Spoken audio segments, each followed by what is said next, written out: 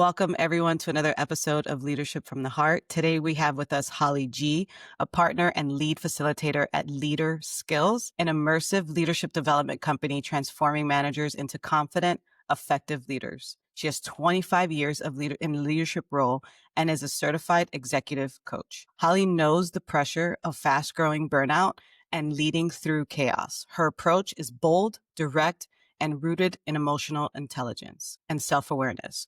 Whether she's building for high performance or coaching leaders through major growth moments, Holly's mission is clear. It's to disrupt the status quo and to help leaders thrive with confidence and balance. Holly, welcome to the show. How are you? I'm wonderful. How are you today? I'm doing great. I would love for people to know from your side, what is it that you do and what are you most passionate about, what you do at Leader Skills? Well, let me try to think about how to make that a small answer. Doesn't have to be. The biggest thing is that we turn people who are managers into leaders. So it's a lot of self-awareness, a lot of tools on how to be better, but really it's just how to be your best and make your life as problem-free as possible in regards to just how you do things and function and respond to things daily. That's the short answer, but there's lots of different topics, different classes we teach, and it does everything from time management to conflict management to developing teams and hiring the right people. So there's a lot of things we touch on through it. Yeah. What is the common thread that you find? I know that everybody's different, but I feel like there's probably an underlying common thread that you find with most managers while transitioning to being leaders. And what is that you find? Self-awareness, accepting you're not perfect and understanding how you're coming across to others and how they perceive you, I think is huge. We do a lot of work with the DISC. If you're familiar with the DISC profile, it's how you react and respond to things, how you solve problems around you, not a personality assessment. So it is very helpful for people to use that and really get a sense of looking in the mirror and being like, wow. So we usually start with that with people, but it's also, you don't have to take that to be open. You just have to be open to it and accept that who you are today, if you were perfect, would mean that you can never be better and you're never going to go higher than where you are. So accepting that you're not and leveraging, your weaknesses and, knowing you have to be better is very important to grow and become a leader. For sure. For sure. In the DISC assessment, it's DISC.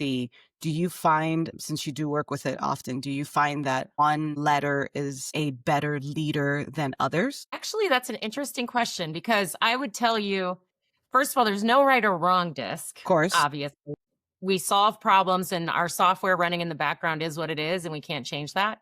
So I would tell you that each one has different strengths and weaknesses that you need to be aware of, but no one is necessarily better or worse. I could go through, like high Ds, which is what I am. I'm very aggressive and I can be very pushy and not know it. But I also am really good at getting the bus going, Right.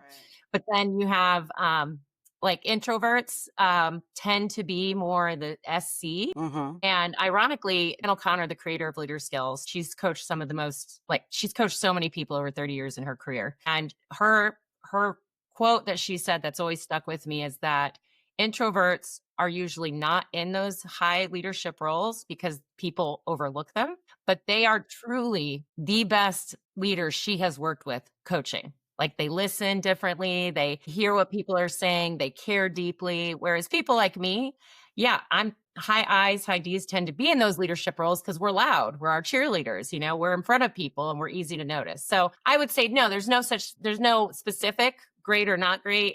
It's just really comes back to that self-awareness I was talking about. You can be anything on the DISC, but you have to know who you are and how you come across to really be a good leader. Yeah, that's very interesting. I like that. Yeah, of course, there's never a right or a wrong, and people are who they are. And I think you're right. Self-awareness to know what it is that you're missing possibly, and to add that to your team, if that's something that you wanted to do, is definitely a strength, right? Not a weakness. Yes, absolutely. So Holly, you went from nearly being terminated to rising to the top of your peer group, in part to coaching, right?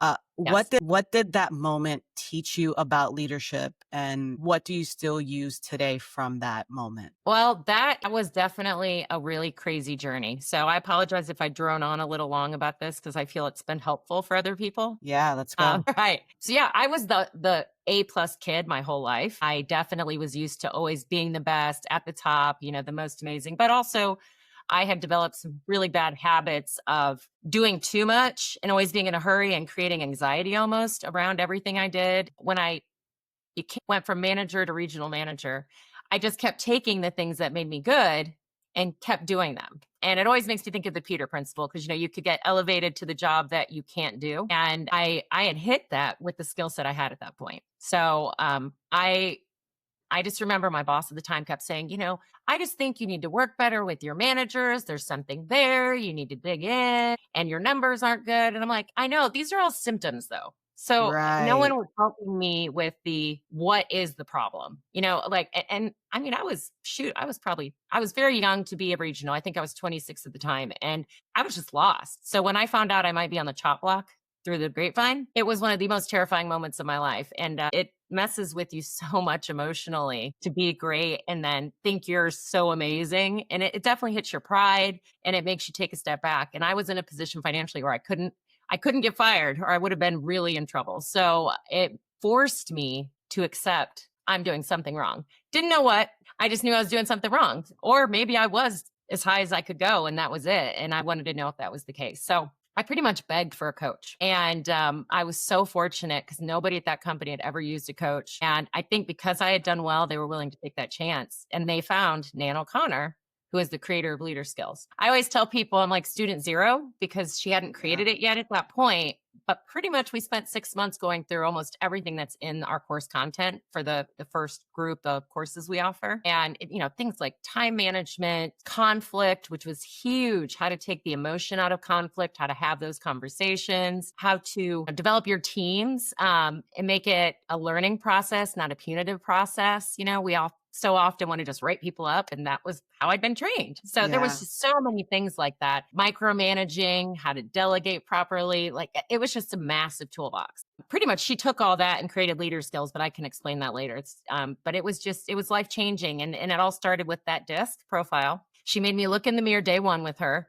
And I'm like, am I allowed to swear on this? Yeah, absolutely. Because I was like, I am an aggressive bitch. That is what I thought looking at it. And I used to think those were things that made me great. Like I thought I was really good as a leader because of all these things that reading that made me realize, oh my gosh, I don't know why anybody does work for me. I was intense. I created a lot of stress. I was micromanaging. And the more stressed you get, the more you spin your wheels doing that. And my team was probably, I can't believe some of them stuck with me back then.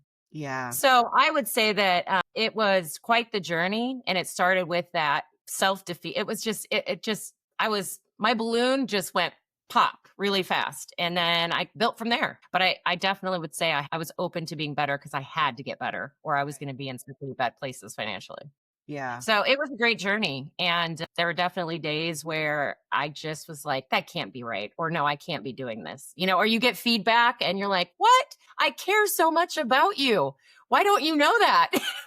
And they're like, oh, because it's me. It's what I'm doing. So it was 100%. definitely a journey. I'm so thankful I went through that journey. But I think it takes there's a lot of reasons we all have to look in the mirror and we have to force ourselves, but you have to almost be at the bottom to really accept it, I think sometimes, which is not a fun place to be. Yeah, it's being at the bottom, just to add to that, but also getting out of like that victim mentality, which I love that you like completely turned it around and said, okay, clearly something's going wrong here. And I Mhm. could be the problem. I think Simon Sinek says like sometimes leaders are the problem, right? And Yeah, I absolutely. I I think that it's so wise to look at yourself and say, all right, so there's something here, right? in Mhm. any in any situation, like even when everything goes right, I always tell like teams what could have gone better, right? Just so that you continue to self-reflect and you never get out of the self-reflection mode, because like you could have gotten fired, you could have blamed your boss, you could have blamed your team, you could have blamed everyone, gone into the next role because you had the title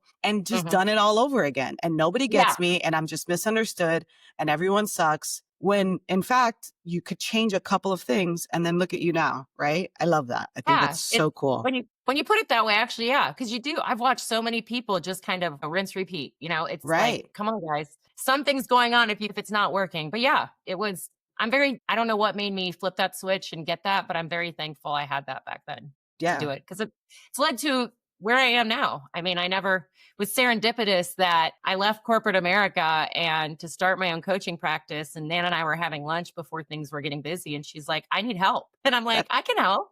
And here I am now, a partner at Leader Skills. So, and honestly, the Leader Skills, I can help more people versus coaching one on one, and it's very rewarding to watch the light bulb and to help people and be available like that. It's awesome. Yeah, that takes us into our next kind of question. Like, what is it that you see? What is the spark that you usually see when you see a leader going from managing tasks to like leading people? What is the paradigm or the evidence that you notice? I would say it's in their you can almost see it in their face. There's more of a relaxed Hmm. presence about it. Because a lot of times we talk about the monkey. I don't know, Harvard Business Review story on get the monkey off your back.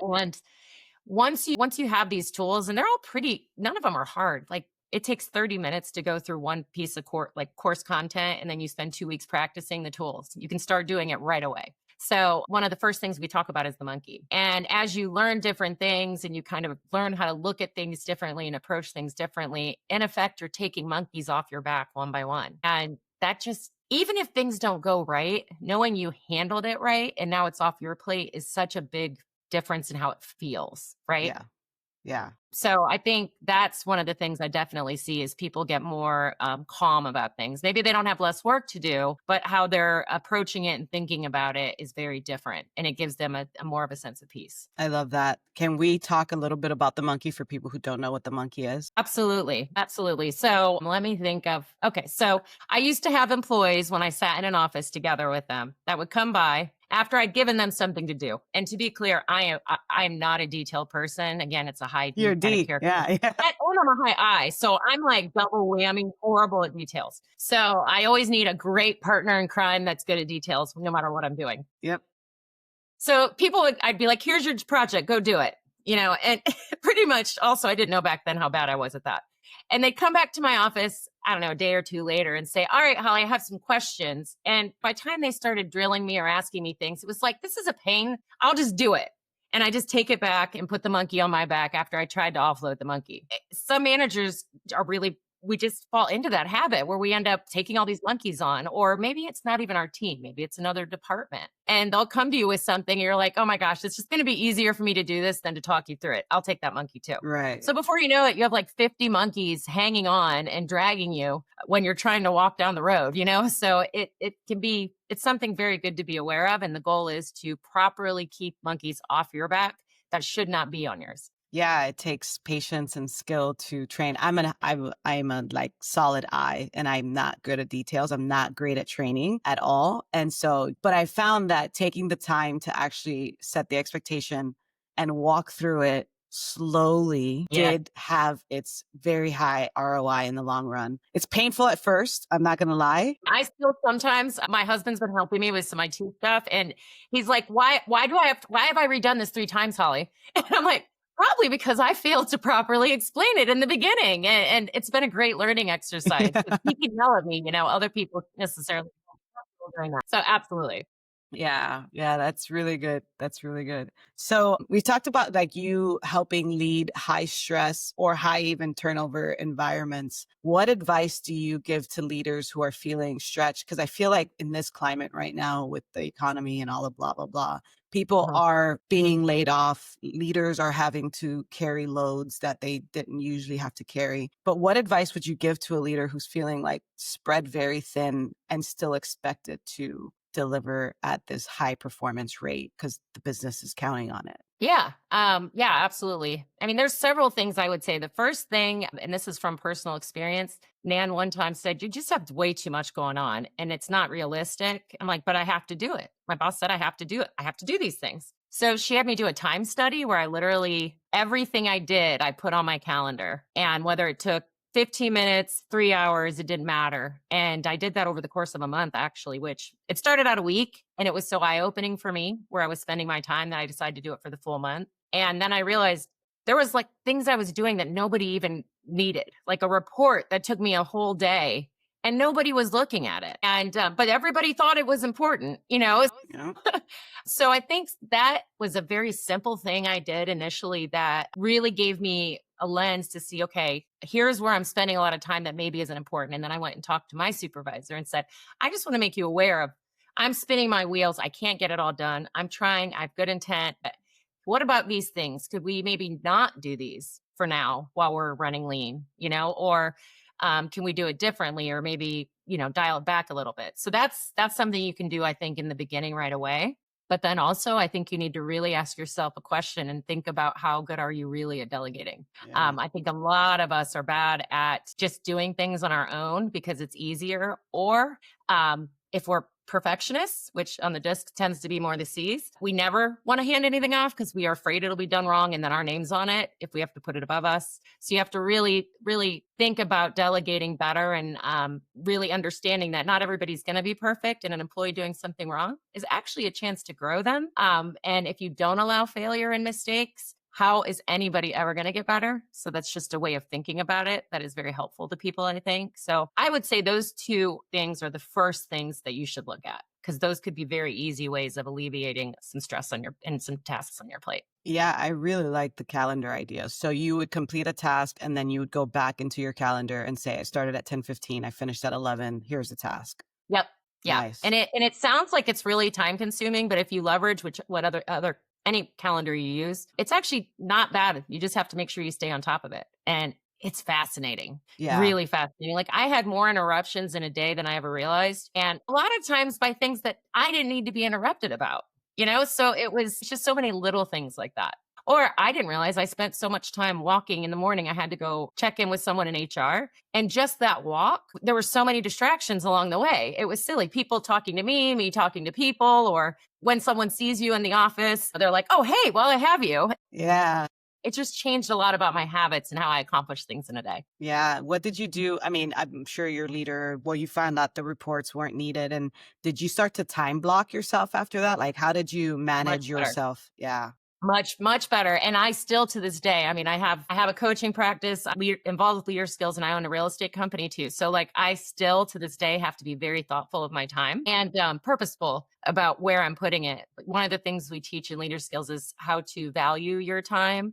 The reward. What is the true reward on the end? How many hours will it take? And you divide them, and that's how you kind of prioritize your list of what you're going to do first. And I try to be thoughtful like that. And that started back then, because again, Ann taught me that little trick back then. And it's funny, you can look at my calendar, and I have, like, every 2 weeks, I always have one solid day of just thinking about more strategic things versus, all the tasks that we have to cross off our list. I try to do something that doesn't necessarily have a monetary reward, but has a bigger long-term reward every month. I try to fit something like that in because, like writing a policy and procedure manual, can you get by without it? Well, we are right now if we don't have it, right? But how much more effective could our company be if we had somewhere for people to go look how to do things, So there's things like that I try to be more purposeful, and I certainly always block off time to just get my list done. I think leaders very often can get too helpful and be too available, and then you end up stressed because you haven't had time to do your thing. Right. So that's very important too, I think. Yeah. Selfishly, I want to know, do you guys teach leaders how to be strategic, how to think strategically? I mean, I think a lot of our topics touch on that already. I don't know that I would say, I'm just thinking about the different titles. Like, we have one on problem solving and decision making.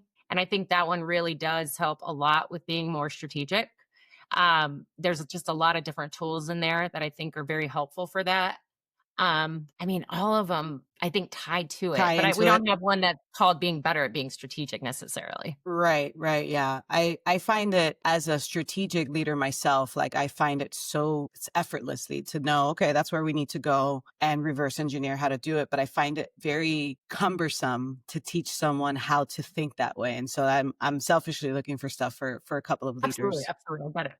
But yeah, okay. We'll check out leader skills and see what they have to offer for sure. So let's talk emotional intelligence. What do you define it as? You obviously think it's necessary.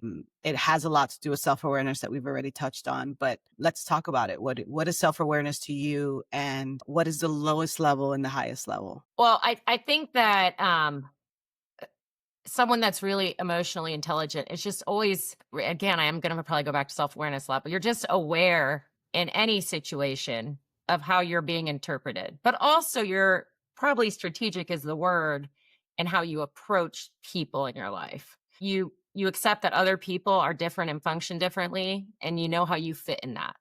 and you know where you adjust for people, and knowing how to do that takes a lot of emotional intelligence. I don't know that I could make it a scientific sentence. I'm just trying to think about that. But, for example, I had very different types of employees. They were all over the disc scale, right? And how I would come to them with what I needed, it could be the same task, but I'd approach that very differently because it's not about me. It's about Yes. them, right? Yes. And that's something that you have to really know. And anyone that has high emotional intelligence knows it's not about them. And they're more aware of not taking things personally because we're all just trying to get these things done. Nobody wakes up and says, "Ooh, I want to ruin Holly's day today." So thinking that way, people who are able to do that, and you can watch some people do it very fluidly, and those are just the ones have worked hard on it. I don't think anyone's really born with great emotional intelligence or self-awareness. Nobody. It's not something that's just second nature to most of us. So I'd be hard pressed to wonder if anyone is actually born with it. So I think those are people who have really become a student to themselves and really worked hard at it. Yeah. So that buzzword, emotional intelligence, I don't know how long it's been around. I know I've been around it for at least 10 years.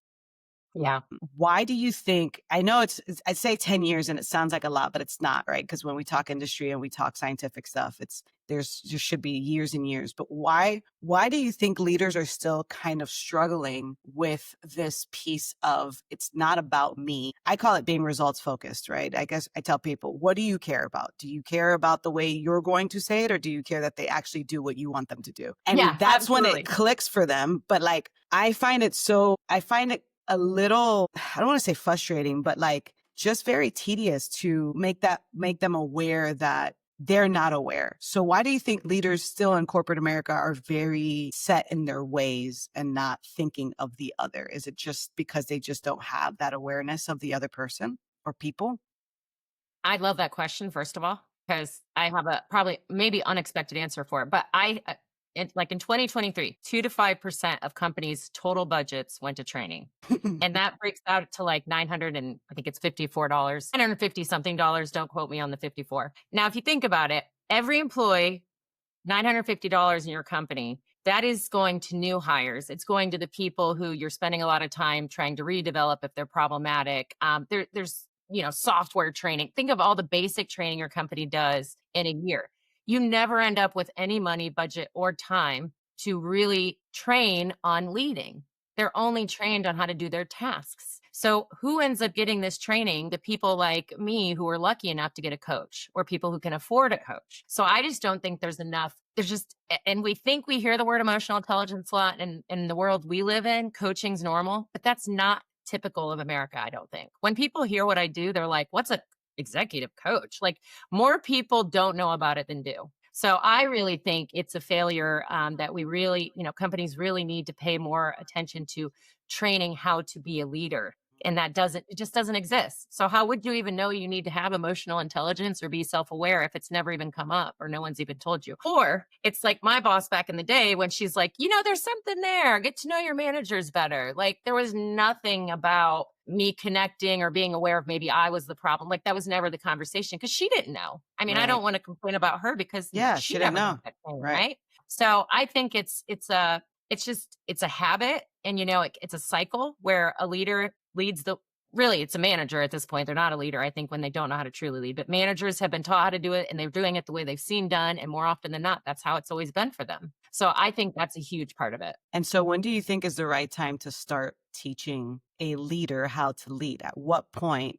For me, it's not when they're a manager because you should already have that skill. But Already. for you, when is it? Like if we were to think about the org chart from a frontline employee to a lead to a Mhm. supervisor up to manager, like just the regular ladder, Yes. where do you think we start? Well, I think that one of the survey questions we have is just about your company investing you. And I think there's been tons of studies on this, and I'm not going to have, I'm bad with details, so I'm not going to guess Oh, at the good. stats. But it is very more likely an employee is going to stay with you if you invest in them and if they feel you've invested in them. And the day one, when an employee starts, you're already investing in them. So why not start a plan from day one? So I think you can easily do like a mini training with new employees about self-awareness. Maybe it's just something simple like the disc. Okay, see this, be aware. And then as they elevate through your company, you have different points as they grow, maybe depending on what direction they go or their interest. You do different things. But I think it's something you have to start in the beginning because let's face it, self awareness is not just important for leaders, right? I mean,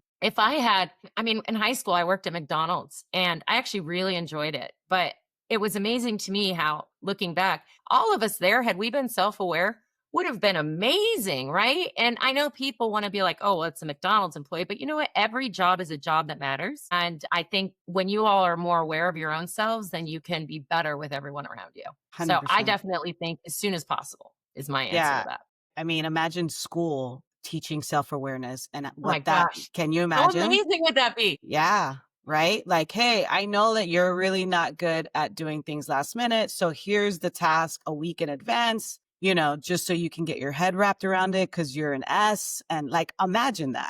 I always do. Like, I'm like, when do we start this? Because I feel like we're playing catch up and playing catch up is, It is silly, right? And I mean, just think about bullying, right? Bullying happens because of different. And I mean, so many problems in the world are, I don't like you because you're different. Well, what does different even mean? And why is different bad? Self awareness is a big part of that, because when you understand you're different too, yeah, like, oh, wait, I'm different. yep, yeah. It starts to make you see, feel, and act differently. So I wish it was something that was part of our culture and taught from a For very young sure. age. For sure, including like the other side of it, where like self-regulation, right? Like, I want to hurt you because I'm hurting. Wow, let me stop and like think about Mhm. this, right? Because, Yes. and also like, I know that you're trying to hurt me because you're hurting and I can have empathy for you. And I And can I like, can be aware of that. Yes. man, the world would be Yeah. different. The world would be Man, you're different. taking me down a road of like, I wish if We I have work to do. ruled the world. I always say if I ruled the world, I would make everyone live in a different culture for 2 years of their life. And I just think that would change so much about how everyone views each other. I just think it'd be amazing. But that's, I Yeah. think, very similar. It's just teaching people how to see others and themselves and how they fit into it. Yeah. You've lived like all around the country, right? Yes. Yeah, I've lived in, I think, 7 different states. So and I was fortunate enough in college to go out to California, like the straight up California, like just outside of San Jose, right when the .com bubble burst. And I was a live-in nanny, which was a really neat experience. And I had 4 lovely little boys that I took care of. And that was definitely a shock, but man, I'm so glad I did it. I'm so glad. I don't know what convinced a farm girl from the middle of nowhere, Ohio, by the way, to do that. But for some reason I did it. And I'm glad I did because it changed how I perceived a lot of things. And I think also led to me being more successful in my life. Right. Yeah. I mean, just thinking about the different cultures and how it shapes your perspective. Yeah. So let's talk about the states. What states have you lived in or just the regions? Well, I've hit every region, I think, except like Seattle, Oregon area. But I have spent a lot of time there because I have family out there. So I mean, I spent everywhere from I would say New England, like Connecticut, Jersey for a bit. Hustle and bustle. And then, yeah, California and Indiana was very similar to Ohio. But so I have like that whole Midwest thing. But I spent first 18 years of my life in Ohio, and then the South too. So now I'm in Atlanta. I would say that San Jose, Dallas, Atlanta, Ohio, and New England are all very different worlds. It is so fascinating to me how different they are. And when you're in business, my company here in the South, they had a company, we got involved with the real estate company in New York City itself. And man, the clash of those groups trying to work together was fascinating to me because, New York, you don't do pleasantries and just everything's faster, Right to everything. And business. Yeah. it's not to be rude. It's just how they function, Uh-huh. Everybody's in a hurry. You get it done, move forward, talk fast. And the South Bend, they're like, those people are rude. I want nothing to do with them. And then the people from New York are like, oh my gosh, can we just get something done? Like it's funny. But then you go to Dallas and I say you need a passport to go to Texas because it's like, it's just so different there and how they think. And I don't think I went a day without hearing that we had the right to secede from the union, because they still are proud of that. And I'm not dogging that. I'm not saying that's bad. I'm just saying it was just a culture shock. Yeah. They said So that we have the right to succeed. secede, Oh, like to secede. leave the country. Yes. Okay. Yes. Okay. I'm like, wow, you guys still acknowledge that. So yeah, it's definitely very different. And that's just in our country. I mean, Right. right? I've traveled the world a lot and fortunate to be married to a wonderful man whose family is mostly in Poland still. And my wedding had more countries represent. I think there was like 12 countries. We had 30 people at our wedding in like 12 12. countries. So So it definitely, I'm very fortunate that I've had to, I've experienced a lot of people and a lot of cultures, and that's probably done a lot for my self awareness too. So Absolutely. with Yeah. emotional intelligence, I would always challenge people, go out there and get to know people you don't normally get to know. Meet Yeah. people that you don't normally situations you aren't normally in. Make yourself Right. uncomfortable. It'll be very Yeah. good for you. Yeah, leaving your hometown is definitely a hack. And I think that a lot of people don't leave because of fear or comfortability. But I grew up in Miami and my Oh job's wow. taken me all the way through Florida, which all had different Very different. cultures. And then now I'm in Las Vegas and the West Coast is Yeah. completely different. When I first got here, I was like, coming from the East Coast, we were very, like New York, and these people here were like, you need to chill. Like it'll get done. And I'm like, yeah, but it needed to get done yesterday. Thing or and something. Like but it has given me a level of appreciation that I didn't have before. And I think it's just wise to just do it. Like just get up, move. You can always go back home. I think it's I love that. I've never thought about that as a talking point before, but yeah, I would if everyone could just leave their hometown even for a year, yeah. learn to be bored and have to figure out what to go do when you're Mhm. bored alone. That alone is huge. Yeah. It's interesting. So Yeah. it would be a great thing. And everybody, when I go back home often, but it's everyone, they're just the same, right? You didn't miss anything. Everyone's Oh my growing up, gosh, yeah. sure, but everything's the same and it's okay. Like you didn't miss out. I think it's FOMO, but you didn't miss Yeah. out. You're going to be fine. So that's Yeah. cool. I love Yeah. the And fact that you've moved I lived in 7 states. I think that's awesome. it's crazy. Yeah. When you put us together between my husband and I, it's like an insane number. We one time we got a map out. We're like, okay, where all have we lived? And it's pretty nice because between the two of us, there's not a lot of cultures I feel like we haven't experienced. So it's pretty cool. Yeah, that's very cool. Very cool. Different level of appreciation for culture for sure. So if somebody's listening and they want to build like a stronger, more accountable culture, where do they start? Wow, that is a really open-ended question. It is. If you want to be more accountable, you have to start with yourself and setting realistic goals. Think that I see so many people. I'm going to use my sister. I'm going to pick on her. She is she's one of the most amazing people I know, but she has such high expectations for herself. She sets all these unrealistic things and then she never accomplishes them. And then she gets down on herself and gets nothing done. So I think first you have to start with being realistic in what you can and can't do and the time frame. And I think this ties to companies too, because initiative overload is a real thing. And I think companies do that as much as people Yes. do it to themselves. So start there because you can't be accountable if you can't do all the things you need to do. Yeah. But then, setting realistic goals too, not just for yourself, but for your team. Accountability for yourself is really important, but holding others accountable is critical to being a good leader and understanding what's realistic and what's not and putting down dates. Like you can't just be open ended about things. I'm going to work out. Okay. How often? How long? What kind of workout? You have to be more specific about it. And you can't just say, I'm going to go start running 3 miles a day when I haven't ran in 10 years.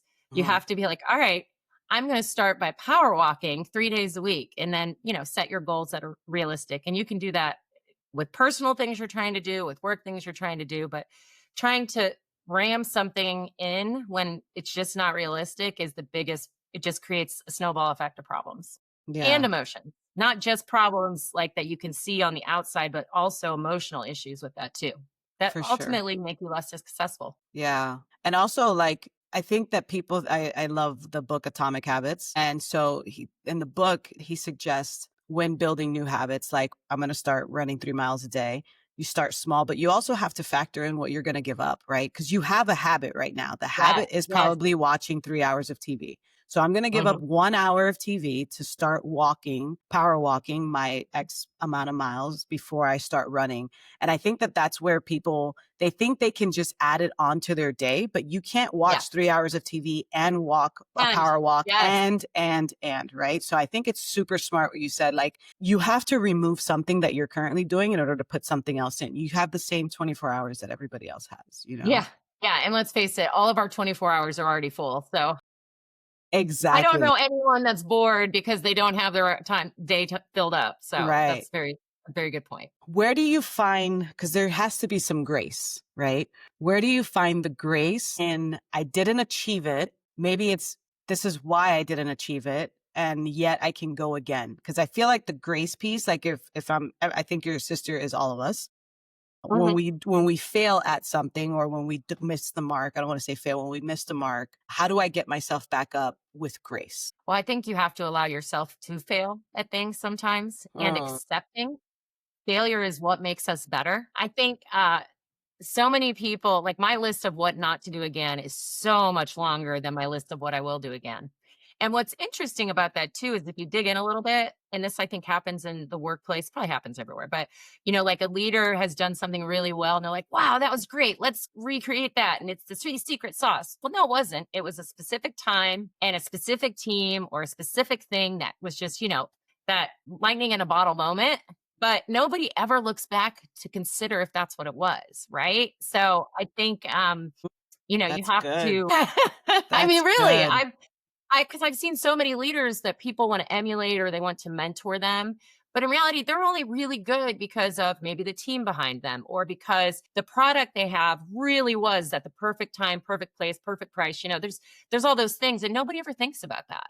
It's like don't just promote someone because they got the right numbers. Promote them because they did it right. So I think with allowing yourself to fail, you should look at it as a positive thing. Like, yeah, I didn't do it and I'm really upset about it, but let me think about why I didn't. Why didn't I do it and what can I do different next time? Because you know what? That's only going to make you better long term. For So, I sure. think it takes a little bit of how you look at it and really considering that it's not failure is yes, something that didn't go right, but it's not like a dirty word, right? Right. It's Right. Right. We've just actually made a it. good Yeah. thing. It's an Yeah. opportunity. Yeah. So, I think that's important to remember. Beautiful. Beautiful. Holly, what are some of your final thoughts for the audience? I would just say compassion and empathy are very important things in life that we do not have enough of. If you're mad, if you're upset, if something's not going your way, stop, take a step back and consider the other side. Why did someone do something they did, or why did that not go right? Really getting curious and using your empathy and compassion. I think those are three things that make a big difference if you really try to remember those when you're facing challenges in your life. For sure. For sure. Thank you for that. I agree. I think compassion is something I love both compassion and empathy, but compassion is something that we really lack right now. Yeah. And we need a lot more of. So thank you for that. Where can people find you? The easiest and quickest way is just going to our website, which is just leaderskills.training, nothing after that. We also have on the website this really cool, you get every 2 weeks a tip that Nan has written herself and learned over the years of coaching. And you get a new one every 2 weeks. And they're quick little snippets. So I'd recommend everyone sign up for that because it's free. But definitely going through the website, contacting us that way is the easiest way. We are on LinkedIn, but we are not great in the social media world as we have grown more than expected without advertising, only by word of mouth. So yeah, I would hit us up on the website. That's the best way, and we will get back with you as quick as we can. Awesome. Awesome. Definitely check them out, guys. Leader skills, as you can tell, their EQ is very high. And I feel like just going through some of those modules will change your life, especially if you're on the verge of, possibly being terminated or having just a low performance team. It's time to look in the mirror and see if there's something different that you can do, because there's always something that you can do differently. So definitely check out Holly and Nan. I highly recommend. I know I'll be checking them out for some leaders that I know that possibly need some different skills that I don't quite have refined yet to offer and teach. So I'll be checking you guys out for sure. And with that, I want to thank you, Holly, for being on the show. I appreciate the time. I love the conversation. Thank you. I've really enjoyed this. Thank you very much. You're welcome. Thank you. And that concludes our episode of Leadership from the Heart. If you like it, please share and subscribe, and we'll see you guys next time. Thanks a lot.